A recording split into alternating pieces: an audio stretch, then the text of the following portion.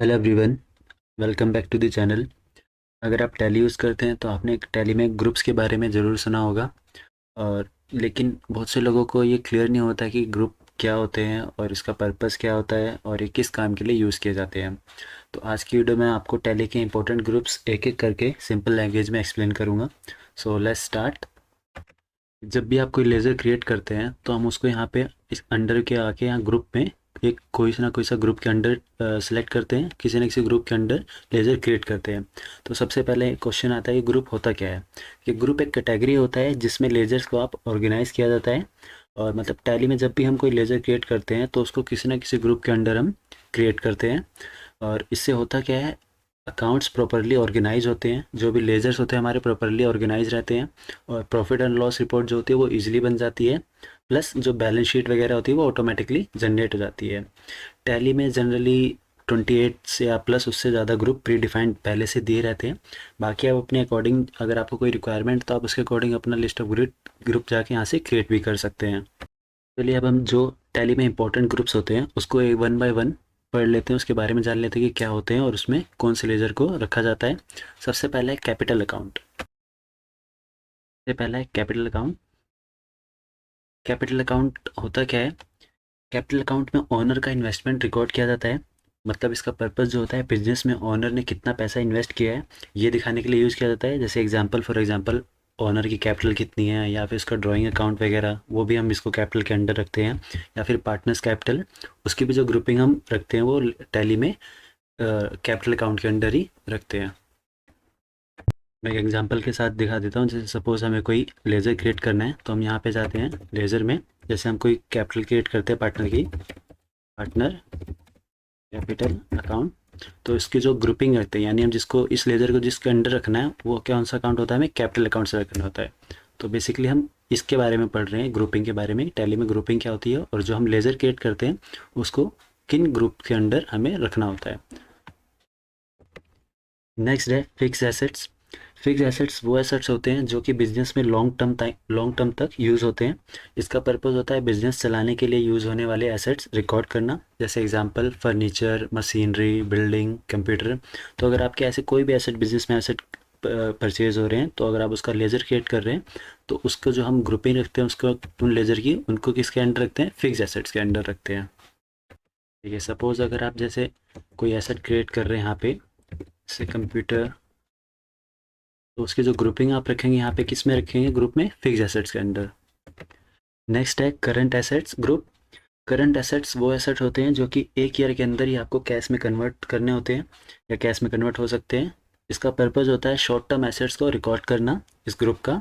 For example जैसे cash, bank balance, stock या debtors. तो इनमें से अगर आप कोई भी लेजर क्रिएट करते हैं तो उसको जो ग्रुपिंग होते हैं तो उसकी उसकी ग्रुपिंग आप किस में रखते हैं, करंट एसेट्स में।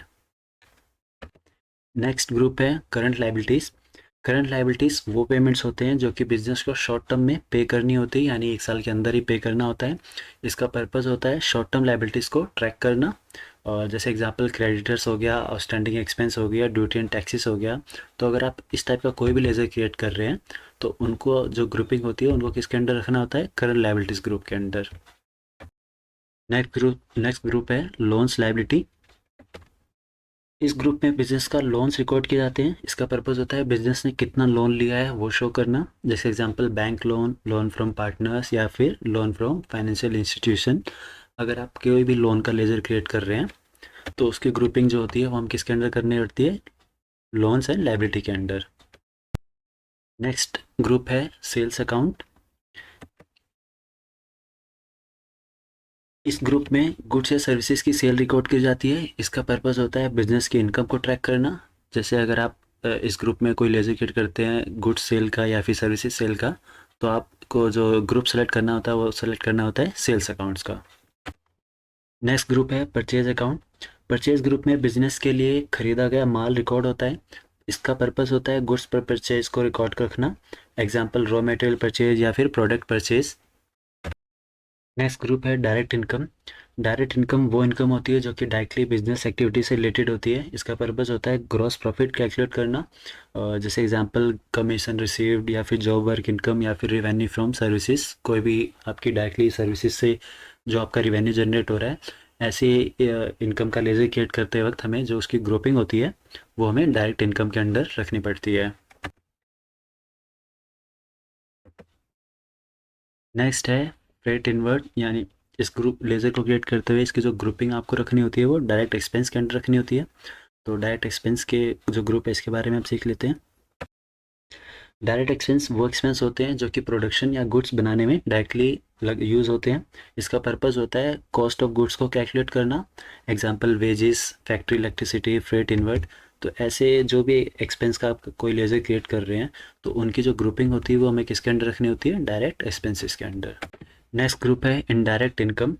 इनडायरेक्ट इनकम वो इनकम होती है जो हमें बिजनेस एक्टिविटी से डायरेक्ट रिलेटेड नहीं होती है, और इसका पर्पस होता है नेट प्रॉफिट कैलकुलेट करना, example interest received, rent received या फिर डिस्काउंट रिसीव्ड।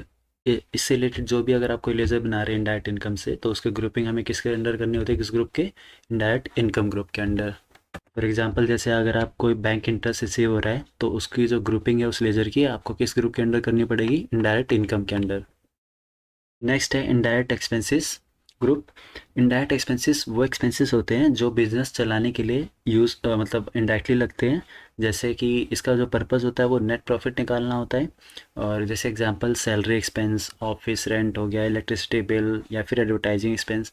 तो ऐसे जो भी एक्सपेंसेस है जो कि इनडायरेक्ट हैं बिजनेस के लिए, वो अगर ऐसा कोई रिलेटेड आप उससे रिलेटेड कोई लेज़र क्रिएट कर रहे हैं तो इन लेज़र की जो ग्रुपिंग होती है वो हमें किस ग्रुप के अंडर करनी होती है, इनडायरेक्ट एक्सपेंसेस के अंदर। इसका एक एग्जांपल देख लेते हैं। सपोज अगर आप कोई सैलरी अकाउंट, सैलरी का लेज़र क्रिएट कर रहे हैं, सैलरी एक्सपेंस का, तो इसकी जो ग्रुपिंग होगी वो आपको किसके अंडर रखनी पड़ेगी, इनडायरेक्ट एक्सपेंस के अंडर। नेक्स्ट ग्रुप है बैंक अकाउंट्स। इस ग्रुप में कंपनी के बैंक अकाउंट्स रिकॉर्ड किए जाते हैं। इसका पर्पस होता है बैंक ट्रांजेक्शन को ट्रैक करना। एग्जाम्पल जैसे अगर आप कोई लेज़र क्रिएट कर रहे हैं एसबीआई बैंक का या किसी भी बैंक का लेज़र क्रिएट कर रहे हैं तो उसकी जो ग्रुपिंग होती है वो हमें रखनी होती है बैंक अकाउंट्स के अंडर में। इसका एक एग्जाम्पल भी देख लेते हैं। सपोज़ अगर टैली में आपका बिजनेस का कोई भी अकाउंट है, बैंक अकाउंट, तो उसका अकाउंट का आप लेज़र बना रहे हैं तो उसकी जो ग्रुपिंग रखनी होती है, ये वाले से ऑलरेडी क्रिएटेड है तो इसके हम यहाँ पे कर देते हैं एसबीआई बैंक, और इसकी जो ग्रुपिंग करनी होती है हमें किस में करनी होती है, बैंक अकाउंट्स के अंडर में। नेक्स्ट ग्रुप है कैश इन हैंड। इस ग्रुप में बिजनेस का फिजिकल कैश रिकॉर्ड होता है। इसका पर्पस होता है कैश बैलेंस को ट्रैक करना। जैसे एग्जांपल कैश अकाउंट, अगर आप कैश अकाउंट या कैश इन हैंड का लेज़र बना रहे हैं तो उसकी जो ग्रुपिंग होती है आपको कैश इन हैंड में क्रिएट रखनी पड़ती है। नेक्स्ट है सन्ड्री डेटर्स ग्रुप। डेटर्स वो कस्टमर होते हैं जिनसे हमने क्रेडिट पे सेल किया, यानी जिनसे हमें डायरेक्टली अभी पैसा नहीं मिला है, हमने सेल कर दिया बट हमें जो उनसे पैसा रिसीव होना है वो बाद में से रिसीव होगा।